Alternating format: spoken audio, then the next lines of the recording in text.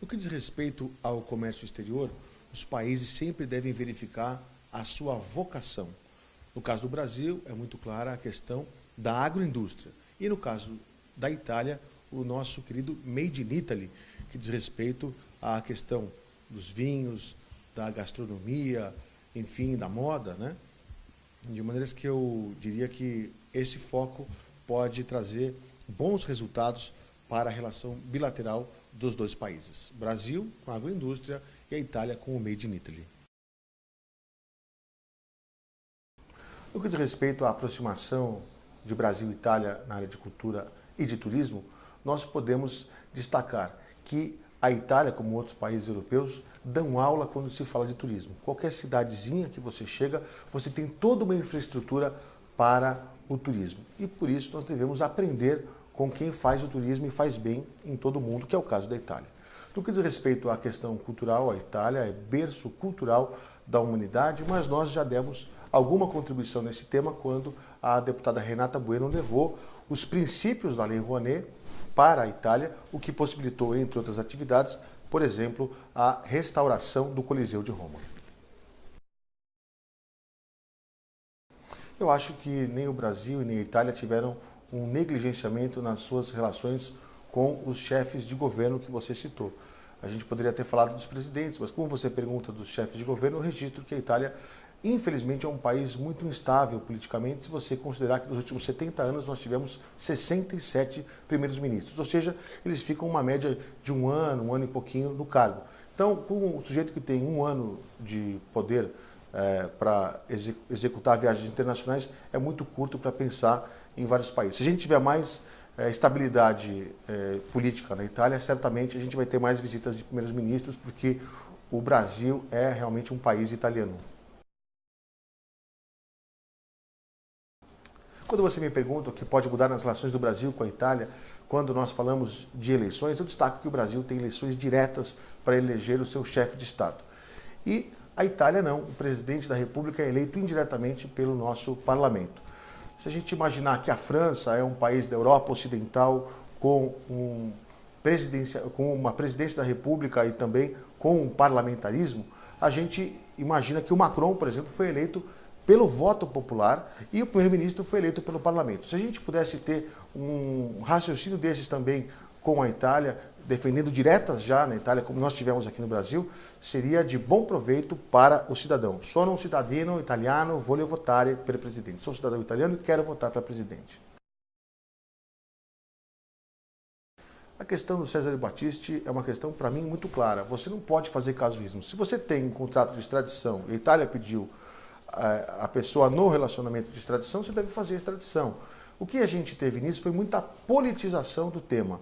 Na época, o governo brasileiro não quis fazer a extradição, isso criou um mal-estar tremendo e já a Itália fez a extradição do Pisolato. Eu acho que as relações têm que ser bilaterais, no mesmo respeito e no mesmo sentido. Portanto, eu acho que não existe nenhum motivo para que o Cesare Battisti não seja extraditado.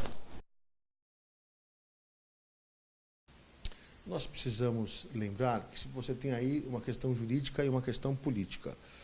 Quando a gente fala que o presidente da República tomou uma iniciativa, ele tomou não como o Estado brasileiro, mas como o governo brasileiro. E o governo muda, o Estado brasileiro é que não muda. E na relação do Estado brasileiro, as instituições devem ser respeitadas, a legislação e as questões dos convênios de extradição. Portanto, eu não vejo nenhum motivo para que o Brasil não cumpra a sua parte no acordo de extradição com a Itália. Na realidade, a fila da cidadania é uma questão muito triste, em especial para o Brasil. Eu vou dizer por que em especial para o Brasil. Se a gente pegar o nosso país irmão, que é a Argentina, o país vizinho nosso, você vai verificar que a Itália tem uma população 4 vezes menor que a do Brasil. Mas o seu eleitorado, ou seja, quem tem a cidadania italiana, representa mais de 50% do que os brasileiros. Ou seja, eles têm ali 8 vezes mais cidadãos italianos proporcionalmente do que tem o Brasil. E isto diz respeito a uma questão de uma política pública para a questão dos consulados. Os consulados todos precisam de atenção do Ministério de Relações Exteriores e isso não vem acontecendo. Eu acho que a questão do limite de gerações é algo que não vai passar. Quem está num outro país fora da Itália e tem a italianidade, tem a Itália como sua segunda pátria, tem a Itália como a sua referência de vida e de família, sempre terá direito à questão da cidadania italiana, independentemente se é filho, se é neto, se é bisneto, se é trineto, etc, etc, etc. Portanto, eu não defendo limite de gerações para a concessão de cidadania.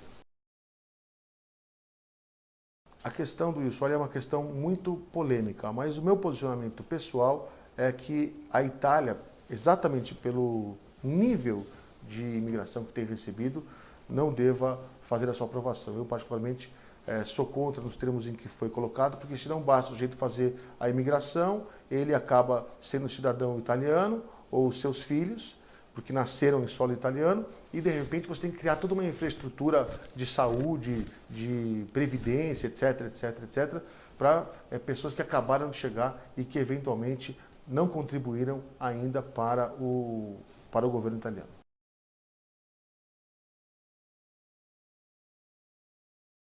Nós, enquanto italianos no Brasil, somos imigrantes. A minha família e a de todos os que estão, muitos que estão nos acompanhando, certamente vieram para o Brasil e, portanto, são imigrantes. E os imigrantes devem ser respeitados, como têm sido, aliás, muito respeitados na Itália. Mas o que você não pode fazer é você deixar de ter, como a Itália deixa de ter hoje, uma política pública para os italodescendentes, independente de ser brasileiro, americano ou argentino, para que possam retornar à Itália e lá trabalharem ou empreenderem. Eu defendo uma política pública, porque você pode ter lá o indiano, o indonésio, o chinês participando da Itália como imigrante, mas deve-se dar preferência para aquele que é de origem italiana fora da Itália.